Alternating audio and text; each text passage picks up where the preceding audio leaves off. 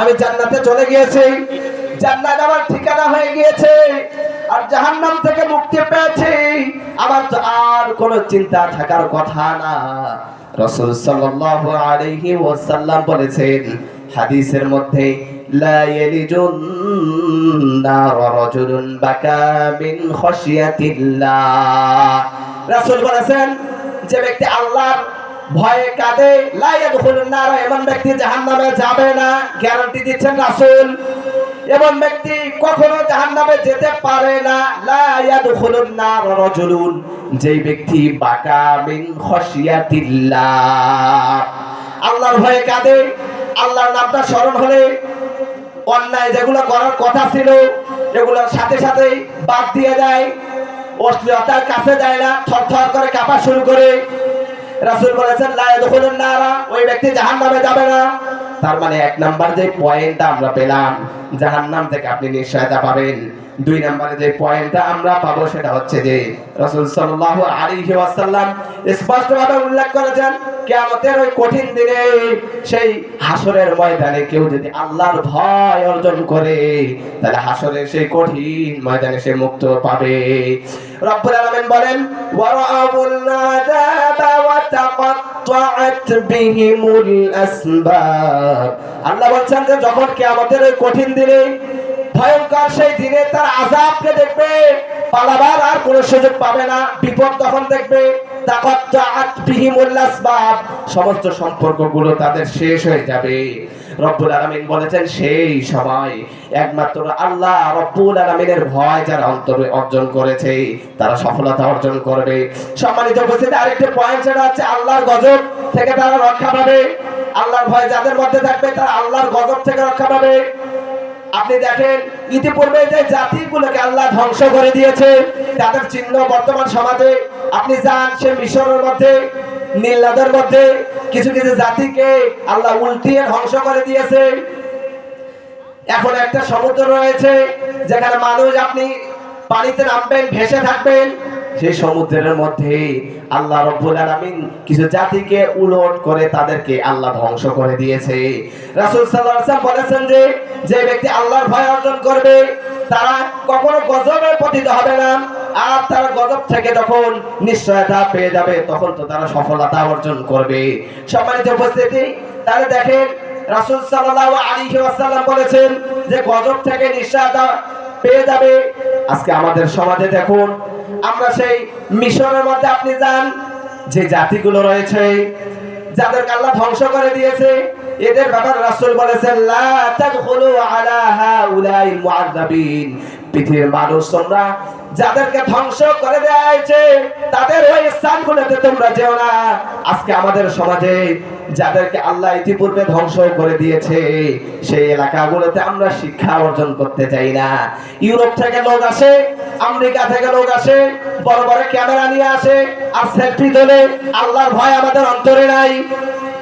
Europe থেকে লোক এসে সেই জায়গাগুলোতে, যেই জায়গাগুলোতে আল্লাহ আদ, সামুদ এদেরকে ধ্বংস করেছে, সেখানে তারা কি করে? সেলফি তোলার জন্য আসে। আল্লাহর ভয় আমরা অর্জন করি না। সম্মানিত উপস্থিতি, আরেকটা হচ্ছে যে আল্লাহর ভয় যাদের অন্তরে থাকবে না তারা কঠিন পরিস্থিতিতে পেয়ে যাবে, তারা কঠিন পরিস্থিতির সম্মুখীন হবে, তারা প্রয়োজনে এমন সময় হবে আল্লাহর সহযোগিতা পাবে না। সম্মানিত উপস্থিতি, আল্লাহ রব্বুল আলামিন যারা আল্লাহর ভয় অর্জন করবে তারা বিভিন্ন সময় আল্লাহর সফলতা অর্জন করবে। আল্লাহর ভয় যদি না থাকে কারো অন্তরে, তার দ্বারায় কখনো বাংলাদেশ স্মার্ট হওয়া সম্ভব নয়। আজকে আমাদের বাংলাদেশে মরে মরে লেখা থাকে দুর্নীতি মুক্ত বাংলাদেশ গড়ুন। কে বলেছে আপনাকে আল্লাহর ভয় ছাড়া দুর্নীতি মুক্ত বাংলাদেশ হবে? আসুন আমরা সবাই মিলে দুর্নীতিকে না বলি, এগুলো সব বদমাইশি। আল্লাহর ভয়, তাকওয়া নাই। কোরআনের মাহফিলে বিভিন্ন বাধা জারি করে, অথচ এই লোকগুলো বিভিন্ন মরে মরে পোস্টার দেয় দুর্নীতি মুক্ত বাংলাদেশ গড়ুন। কে বলেছে আপনাদের দুর্নীতি মুক্ত বাংলাদেশ হবে? আল্লাহর ভয় নাই, এটা কখনো সম্ভব নয়। সম্মানিত উপস্থিতি, আজকে আমাদের সমাজে দেখেন আল্লাহর ভয় দূরে গিয়েছে। মানুষ আজকে আল্লাহকে ভয় করতেছে না, সুদের সাথে জড়িত, ঘুষের সাথে জড়িত, তার ইসলামের সাথে লেগে থাকে। আল্লাহওয়ালা যে ব্যক্তিগুলো, এদেরকে প্রয়োজনে এই বদমাইশগুলো আল্লাহর যারা আল্লাহর নেক বান্দা তাদেরকে শাস্তি দেয়, তাদেরকে ফাঁসি দেয়, তাদেরকে জেল দেয়, তাদেরকে জরিমানা দেয়, তাদেরকে লাঞ্ছিত করার চেষ্টা করে। কিন্তু আল্লাহর ভয় যাদের অন্তরে থাকে, এরা পৃথিবীর আর কোনো ভয়কে, পৃথিবীর কোনো পরাশক্তিকে আর ভয় করতে পারে না। সম্মানিত উপস্থিতি, আমি আর কয়েকটি কথা বলে শেষ করে দিচ্ছি। যেহেতু আল্লাহর ভয় এটা একটা খুবই গুরুত্বপূর্ণ একটা বিষয়। আল্লাহর ভয় আমরা কিভাবে অর্জন করব? আমাদেরকে আল্লাহর ভয় অর্জন করতে গেলে আমাদের সমাজের মধ্যে কোরআন তেলাওয়াত বেশি বেশি করতে হবে, 5 ওয়াক্ত সালাত আদায় করতে হবে। সম্মানিত উপস্থিতি, আজকে আমাদের বর্তমান সময়ের নেতাদের আল্লাহর ভয় নাই, অথচ ওমর রাদিয়াল্লাহু তাআলা আনহু সেই সময় যখন প্রেসিডেন্ট ছিলেন, ওমর রাদিয়াল্লাহু তাআলা আনহু একা একা গাছের নিচে কান্না করতেন, হাউমাউ করে কাঁদতেন আর বলতেন, আল্লাহ আমি কিয়ামতের দিন কি হিসাব দিব। সেই সময় প্রেসিডেন্ট আল্লাহর ভয়ে কাঁদে। আর আমাদের সমাজের কিছু ভুয়া প্রেসিডেন্ট যারা আল্লাহর নাম তো নাই, আল্লাহকে তারা শুধু মানে লোক দেখানো, আল্লাহর ভয় অর্জন করে না। তারা আল্লাহওয়ালা লোকদের বিরোধিতা করে, তাদের আল্লাহর নাম নেওয়ার কোনো নিশান নাই। পরকাল বলে যে কিছু আছে, এগুলোর কোনো হিসাব নাই। বলে এগুলো দিয়ে আর কি হবে, এগুলো মোল্লারা আর মুন্সিরা আর যারা মসজিদে রয়েছে এরাই শুধু এই কাজ করবে, এগুলো দিয়ে আমাদের কিছু হবে না। এজন্যই তো প্রয়োজনে সময় যখন চলে আসে, তখন যারা আল্লাহওয়ালা লোকদের বিরোধিতা করেছিল, সময় যখন এসেছে, তখন তারা বাংলাদেশ থেকে পালানোরও সুযোগ পায় নাই। কথা বলেন ঠিক না ঠিক? এজন্য আল্লাহওয়ালা হয়ে যান ভাই, এখনো সময় রয়েছে। আল্লাহওয়ালা লোকদের সাথে বেয়াদবি করবেন, বেশি বাহাদুরি করবেন, বাংলার জমিনে তো থাকতে পারবেন না, পৃথিবীর আর কোথাও আপনি থাকতে পারবেন না। সম্মানিত উপস্থিতি, এজন্য আল্লাহর ভয় অর্জন করতে হবে।